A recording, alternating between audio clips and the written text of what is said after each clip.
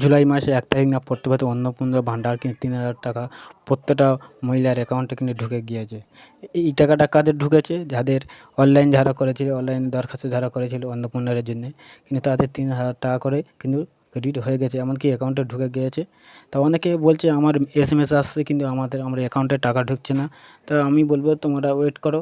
SMS অনেকের মোবাইলে আসছে কিন্তু তাদের অ্যাকাউন্টে কিন্তু টাকা ঢুকছে না। অনেকে আবার এসএমএস আসেনি কিন্তু তাদের অ্যাকাউন্টে কিন্তু টাকা ঢুকছে। তা অনলাইনে কিন্তু সবার কিন্তু টাকা অ্যাকাউন্টে ঢোকা নেই, কিছু মানুষের ঢুকেছে, কিছু কিছু মানুষের অ্যাকাউন্টে ঢোকা নেই। তা অনেকে বলছে আমরা একসাথে সবাই অনলাইন করলাম কিন্তু তোমার টাকা ঢুকেছে আমার টাকা ঢোকা নেই। হয়তো তোমার অনলাইনে তোমার কাগজটা যে ফর্ম ফিল আপ করেছে অনলাইন তোমার হয়তো এন্ট্রি হতে তোমার এখন এন্ট্রি হতে সময় লাগছে, কিংবা তোমার কোনো ভুল হয়েছে এই কারণে তোমার সমস্যা হচ্ছে। অনেকে এবার অনেকে আরও বলছে যে আমরা তো ফর্ম ফিল আপ করে আমরা তো জমা দিয়েছিলাম কাগজ, আমাদের কেন টাকা ঢুকছে না? দেখো একসাথে সব কাজ টাকা মারতে পারছে না, হয়তো অনলাইনে টাকা মারছে, তোমাদের পরের ধাপেও মারবে। তা বলা হয়েছিল যে 10 তারিখের ভিতরে যারা ফর্ম ফিল আপ করেছিল তাদেরকেও কিন্তু টাকা ঢুকবে অ্যাকাউন্টে অন্নপূর্ণার জন্যে, কিন্তু তাদের 10 তারিখ বলা হয়েছিল কিন্তু তাদের অন্নপূর্ণা ভান্ডার 10 তারিখেও কিন্তু ঢুকছে না। তা এবার তারা কী করবে? এবার তোমরা যারা যে কাগজে ফর্ম ফিল আপ করেছিল হয়তো তাদেরও কিছু ভুল হয়েছিল, কি মেম্বার কটা ছিল তাদের কিছু ভুল হয়েছিল, এই কারণে হয়তো তুমি টাকা পাচ্ছ না।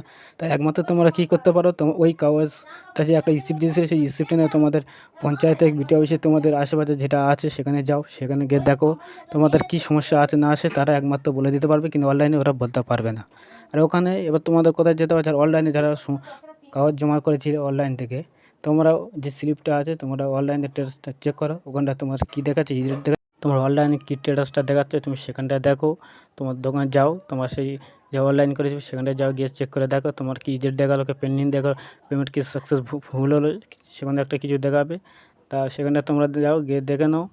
আর তোমার যদি ডিবিটি লিঙ্ক থাকে তবে তোমাদের টাকা ঢুকবে, ডিবিটি লিঙ্কের দ্বারা কিন্তু অনেক সময় সমস্যাটা হয়। তোমার ডিবিটি লিঙ্ক আছে তোমার ব্যাঙ্কে যাও, কিংবা অনলাইনতে ডিবিটি লিঙ্ক আছে, তোমরা বসে ঘরেতে মোবাইল থেকে তুমি দেখে নিতে পারবে, ঠিক আছে?